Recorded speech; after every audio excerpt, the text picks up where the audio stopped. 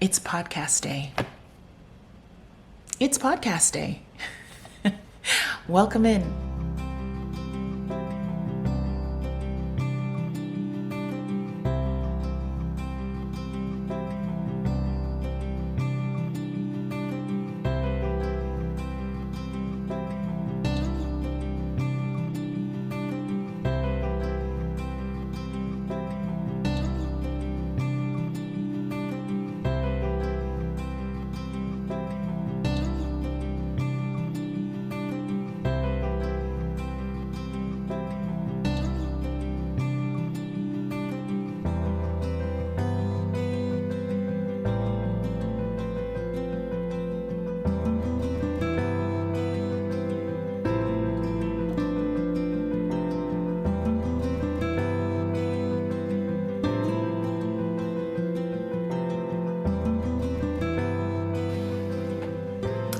Hello there. Good morning. It's morning here.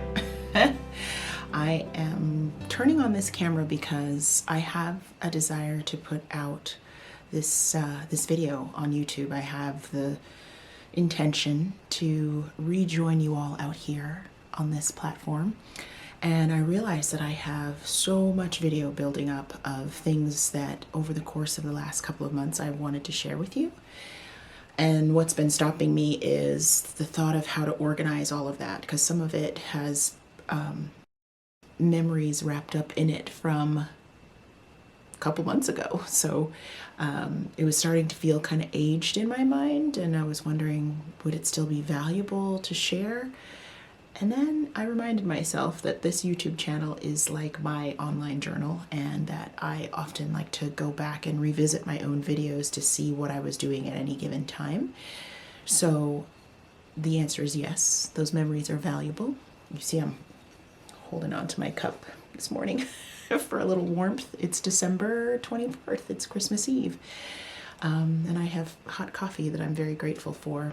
But yeah, I just wanted not to delay any further turning on this camera to tell you that what I'm going to share are a series of video clips and things that over the course of some time I intended to share with you. So depending on how I edit this, there will be some memories from October when I had the great pleasure to visit some of my friends between New Jersey and North Carolina. I got to go to a couple of fiber festivals, and more than likely I'll be able to share some pictures and videos from those, and I may do some voiceover to tell you what's going on. I had a beautiful birthday celebration in November with a couple of my dearest friends, and I've got some really nice memories from that trip, so I'll share some of that as well. And over on Instagram this month, I have been doing Mars Minutes. So I guess a good way for you to just share some time with me from the December timeframe is to check out my heyBrownBerry Instagram. Those Mars Minutes are videos that are on my feed, and you can go back as far as you like and see what I had to say on a given morning in December. And other than that, there's just project things that I have been working on that I will share. Some works in progress, and a design that I released. I released a new sock pattern called Pop Socks for Wearing. So I'll stick all of that together and maybe even get this video out before the end of 2021. And I just want to welcome you back into this space with me, and I welcome your comments. I'd love to hear what you've been up to for the last couple months since my last video. You know, same as always here. I'd love to hear what you have to share. So I hope things are going well, and let's get right into this video memory montage. And once again, we're going to keep our PAs to a minimum, so if you need anything, please go ahead and hit that call button. Thank you.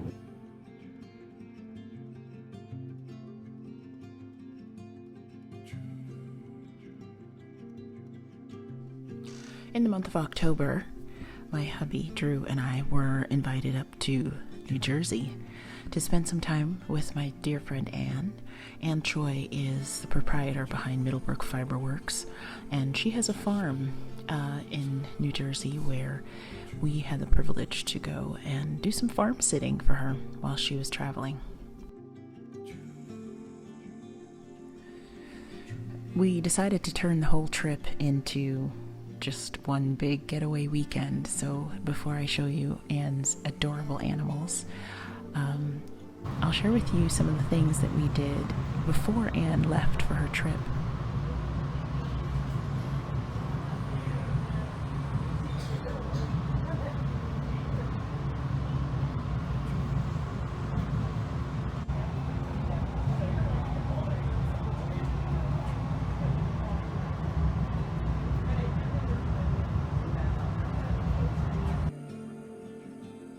For the first time in more than a year, I was able to attend the Wool and Folk Fiber Festival with Anne. She had a booth there, and we went to the Hudson Brickyard, and she set up her booth, and we were there with a few other vendors, and I had the pleasure of seeing so many people that I hadn't been able to talk to or hug in a really long time.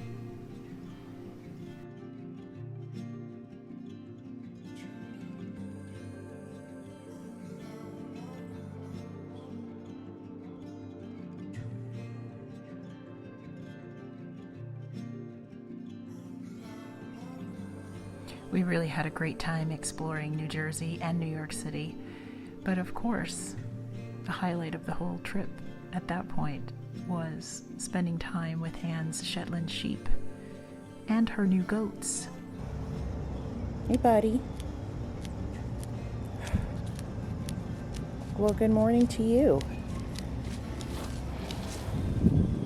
Good morning to you, my friend. I don't have anything for you to eat, but you know, it's nice to say good morning anyway. There's Polly. Hey, Polly. Everybody's just chilling. Yeah. No, I don't have treats for you. Just scratches. Just cuddles. Just cuddles. Hey, bub. Just cuddles for you. It's all right. Not gonna hurt you. Just want to make sure you're okay. Nope. Not quite sure. Are you guys doing okay? Everybody's all right?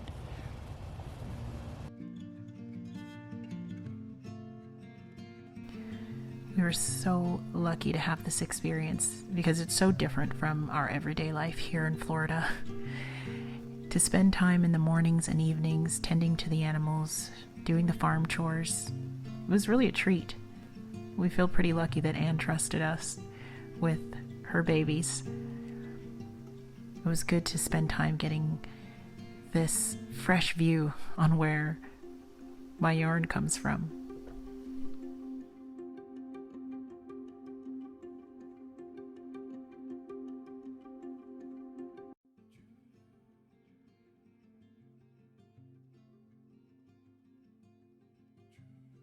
What's better than attending a fiber festival with some of your dearest friends?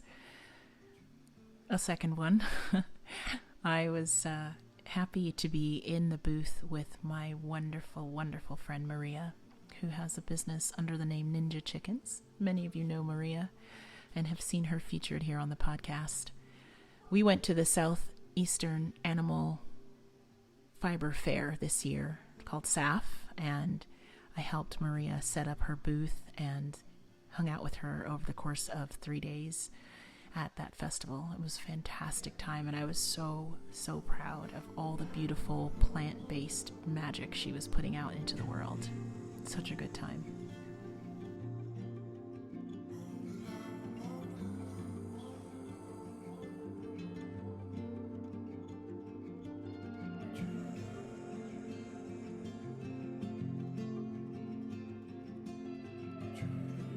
Thanks for spending some time going back through my October travel with me. I also wanted to post here the winners of my giveaway from my last episode. I'm hoping that these folks are watching this episode so that they can find out that they've won. I did reach out to them by way of these lovely comments to let them know that they've won. So if you see your name here, please email me at heyBrownBerry@gmail.com so I can have your mailing address and get your goodies out to you.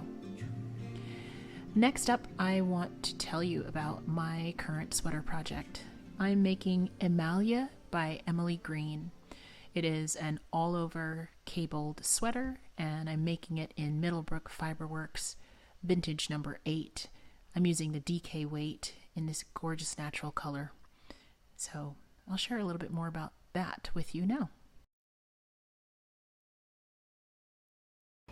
Welcome back to the heyBrownBerry YouTube channel. I am Mars, and I'm very happy that you decided to click on the thumbnail image that brought you here. Thanks to those of you who keep coming back. It's good to be here. I am enjoying myself today quite thoroughly. I've got a yarny project I want to share, and I'll talk to you a bit about that. I don't know how this video will get cut together in the end, but I imagine that it will just be snippets of me sharing things with you because I am making time to share with you, and I am inviting you into conversation with me. So here we go. In the course of working on this sweater, I'm trying out a bunch of different things. One of them is customizing the fit of the sweater to my own body and shape right from the beginning, the planning stage of the project. Any one of you who has knit from a published pattern is accustomed to things like a schematic that tells you the measurements of all the different parts of a sweater and the measurements involved at any given area. And recently I have decided to break away from just following the pattern to the letter, in the sense that I am taking the time at the beginning of this project to really look at those measurements, compare them to my own body measurements, and decide what I need from the pattern. So treating it more like a recipe, which includes the elements that I need, but the way that I put the ingredients together is going to be my own. Specifically with this sweater, I'm not going for the recommended amount of ease, which is about 6 to 12 inches of positive ease, because I want something that's more fitted and less slouchy, less loose on me. And I'm also creating a bit more shape, or a bit more of a fitted shape, by knitting the back piece and the front piece in different sizes. So a standard way to approach a sweater would be to knit the back and the front at equal widths so that you get the chest measurement, which is usually kind of the anchor measurement for the sweater. And each piece being the same, you get half of that width of the full sweater on the front and half of it on the back. I never need as much width on the back of my sweater or garments that I would need on the front to accommodate my front curves. So in this case, I have read through the pattern, I understand the measurements that were suggested or were designed for, and I'm knitting the back more narrow than the front so that the overall tube of the body will have less inches in it, and most importantly, I will have less fabric in the back of the sweater so that it will fit me a bit better. I've tried that out with another sweater that I designed myself, and I really prefer that look. So that's part of how I'm treating this as my own. I'm also working on what knitting style is going to give me the most longevity, because this is a big project. It's a lot of fabric to knit, and it is also cabled and long sleeved, so there's a lot of knitting involved. And I need to be able to knit in some decently long stretches without any kind of damage or detriment to my hands and my wrists and my shoulders. So I'm playing with either knitting with the yarn tensioned in my left hand, or continental style, or knitting with it tensioned in my right hand, which is commonly called English style. And when I knit English style, so right hand carry, I tend to knit more slowly, but I also tend to have a firmer fabric gauge. And when I knit with my left hand, I can move more quickly, especially when switching from knit to purl and knit to purl, which I will be doing a lot in this ribby sweater. But the gauge and the fabric are much looser. So I'm going to work the main body of the pattern of this sweater and do some inches and just see how I feel about the fabric that I'm getting, because they do look very different based on which hand I'm using to tension the yarn. And quite honestly, I have to be prepared that if I try for Continental, which is a bit smoother for me, and I don't like the fabric, I'm just gonna have to be willing to rip it out and go back to English style knitting. Because if I'm gonna wear this garment, I might as well invest from the beginning in making it exactly the way I want it to be. I'd love to hear how you attack patterns and how you craft these things to suit you. Do you tend to just follow the pattern? Do you tend to read ahead like I've been doing and try to figure out exactly where you need to make changes? What are your thoughts on that? I suspect that many of you kind of change how you approach that as you go in your making journey, because I certainly did. I used to just follow the pattern to the letter. Maybe it fit me, maybe it didn't. And now I feel a bit more courage in making the changes that I need to make. So how about you? Okay, friends, it's Saturday morning, and it's rainy, and it is so cozy here, and I'm just turning the camera on because I'm having a moment of gratitude for unscheduled days, or at least days that are scheduled with things that I feel like doing when I feel like doing them. I've done some cleanup in the house. That sounds like a lot. I vacuumed a few rooms, and do you ever find that when you're cleaning up in one way, like vacuuming, that you just end up seeing all these other things that need to be done, like tidying and straightening up and throwing away? So I guess I did do some cleanup, not because I intended to, but just an in-between the vacuuming. I'm still working on my sweater project today, and I discovered that I knit 2 of the sweater pieces with 2 different needle sizes. I discovered that last night. And by discovered, I mean I finally stopped being stubborn and checked my needle sizes. I had ordered a set of needles through eBay because I'm really keen on getting things used and rehoming them. And I had seen these Carbons needles as a starter set on eBay and just jumped on it. It was a great price. I was so happy to find something that someone wanted to get rid of. And it was going to allow me to have 2 sets of needles so I could continue my sweater project the way I want, which is to knit the front and back concurrently. And, you know, the best laid plans. I received the needles, cast on immediately for the front of my sweater, and I realized this needle seems a bit bigger than the one I used for the back piece. So even at that moment when I realized that one needle seemed thicker than what I'd been working with, I just cast on because I was so excited about starting this second piece. The whole idea is if I knit both pieces concurrently, I'm less likely to abandon this project after doing a lot of cables and ribbing. So I cast on the front, went to town knitting it. It's a few inches of ribbing. Just last night, when I have both sweater pieces at a point where I'm going to move into the kind of the main body pattern, that's when I decided maybe I should check this needle thing, because it's kind of bugging me that they seem a little bit different from each other. Of course they are. One is a US 3, the other is a US 4.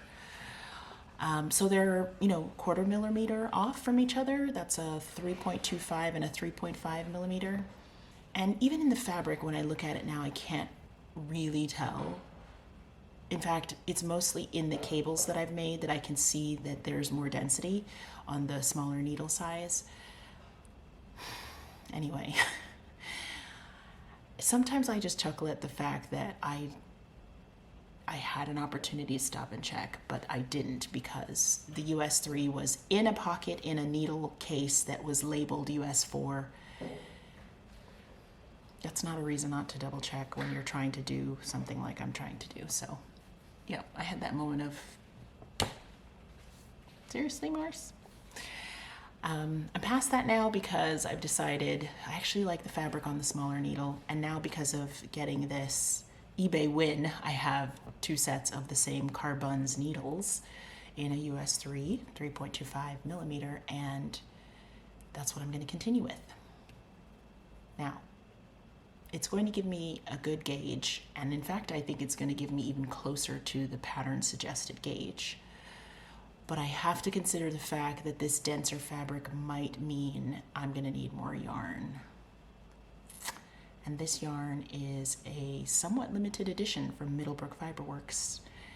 It's Ann Choi's vintage number 8, and I think I'm going to turn off the camera right now and go check if I can get an extra skein. Okay, see you again in a bit. This is a good chance to show you the yarn that I'm going to try to get some more of. I think I'm okay because when I calculated yardage initially, I did get an extra skein at that point. But better safe than sorry for the second time in this project, right? So here's the yarn. Now, if I hold it back here, it's a bit closer to the color. In fact,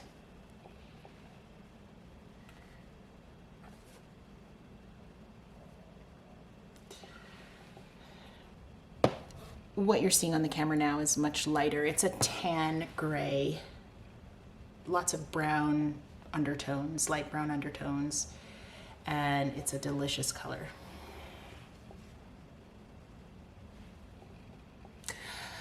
So I'm gonna attempt to get myself another skein. I got it. I got another skein on its way to me. Thank you, Anne, if you're watching. You know I love this stuff. Here are the needles I talked about.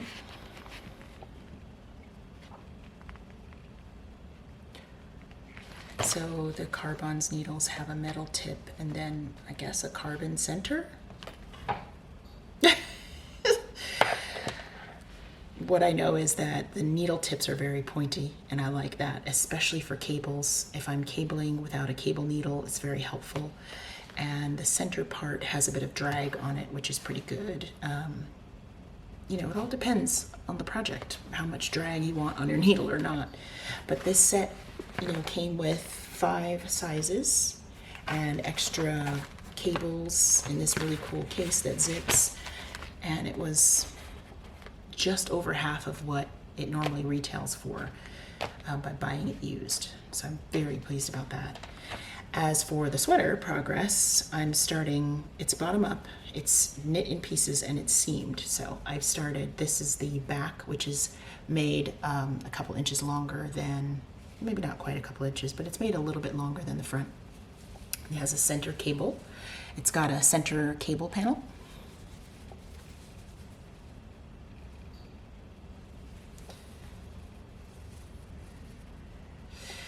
And then a lot of squishy ribbing. I'm going to leave it there for now, my friends. Thank you as always for joining me here on the channel. I hope to be back with more travel memories and project updates for you. You are welcome to join the conversation in the comments, and I look forward to seeing you next time. Bye.